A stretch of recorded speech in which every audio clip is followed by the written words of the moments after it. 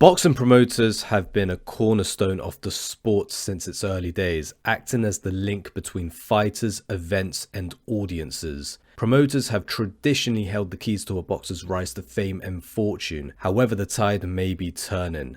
In recent years, especially with the influx of Saudi money into boxing, the long-standing grip promoters have held is being challenged. This new wave of financial backing could challenge the need for promoters going forward. There's no denying that some boxers have achieved generational wealth thanks to savvy promotion. Promoters have helped turn fights into global events, pushing boxers into superstardom. But this success story applies to a very small group of elite fighters. For every Floyd Mayweather and Canelo Alvarez, there are countless other fighters who get discarded once their value drops. These are the young, hopeful boxers who often end up broke and forgotten, used up by a system that only works for the top 1%. And that is what I want to explore in this video: how promoters exploit boxers. Before we get into how promoters take advantage of boxers, we have to dissect what exactly a promoter does. In the simplest terms, a boxing promoter arranges fights, secures the event's venue, and negotiates network deals, all in the hopes of generating as much revenue as possible through ticket sales, broadcasting deals, and sponsorships. Promoters make their money from earning a share of the revenue. This profit is dependent on how marketable the fighter is. Think of them like producers in the film industry. Without them, the show does not go on. Some of the earliest known promoters date back to the early 20th century, when this dude, Tex Rickard, would promote a heavyweight championship fight in what looks to be a potential fire hazard in every corner. Side note, this was a fight where the white boxer was known as the Great White Hope. That name has aged worse than a glass of milk. But modern boxing fans may be more familiar with iconic figures like Don King and Bob Arum.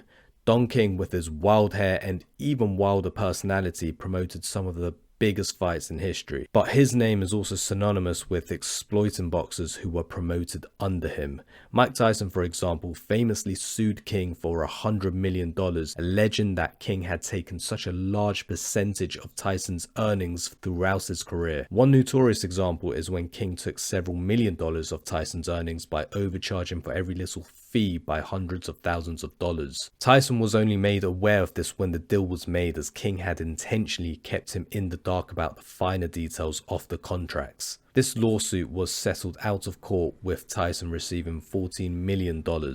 Tyson would later go on to say that King ruthlessly took advantage of him during his prime. Larry Holmes would also comment that the reason Don King keeps his hair like that was to hide his devil's horn.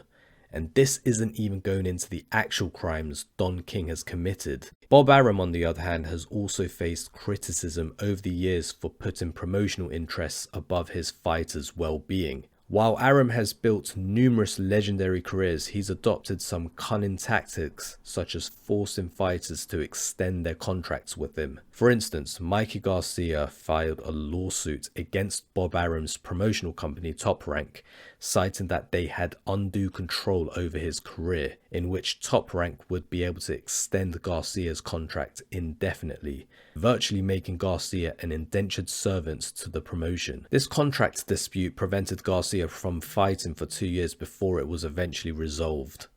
Which has me believe that one of the most overlooked tactics promoters use to exploit boxers is locking them into long-term contracts. These deals often look attractive to young, hungry fighters, some receiving millions in guarantees, exposure on major networks, and the promise of future title shots. But hidden in the fine print are clauses that heavily favor the promoter. These include automatic extensions and clauses that prevent fighters from working with other promoters or negotiating their own deals. What appears to be a fast track to fame and fortune ends up being a financial and personal trap. It's similar to how in the music industry, record labels lock artists into long-term contracts with clauses that forces them to release music when it suits the label rather than the artist. And once the artists are no longer relevant, the label will not hesitate to drop them. Sound familiar? Both industries are full of young, hungry talent who are willing to risk everything for a shot at greatness. But one loss or dip in sales, then the promoter or label moves on to their next rising star. Over time, public pressure and legislation like the Ali Act have tried to curb the worst of these abuses. The Ali Act was designed to protect fighters from shady business practices, requiring more transparency in contracts and financial disclosures. And while it's helped, the power still largely remains with the promoters. They know that fighters are willing to take the risk for fortune and glory by signing these contracts, which may later prove costly. Now, in defense of boxing promoters, their profit is determined by how popular their fighters are. As mentioned earlier on in this video, promoters invest heavily in developing fighters, especially if they snap them up early in their boxing careers. This is all in the hopes of turning that fighter into a money-printing star.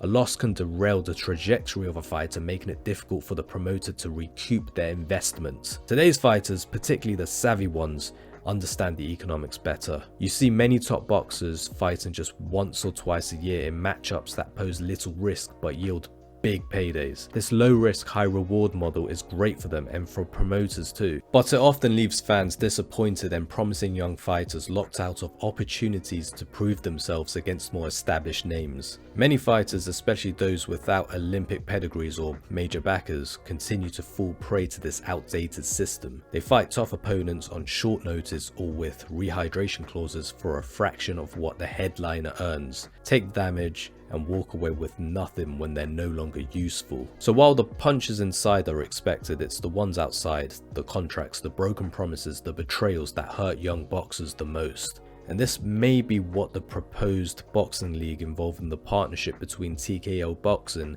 and the Saudi GEA is hoping to address, creating a promotion with a huge roster of boxers where the best fights are made and not giving up on fighters after a handful of losses. One can only hope it works out this way. But let me know what you guys think in the comments. Do promoters still have a role in boxing's future, or is it time the sport grows without them? As always, thank you for watching and see you in the next one.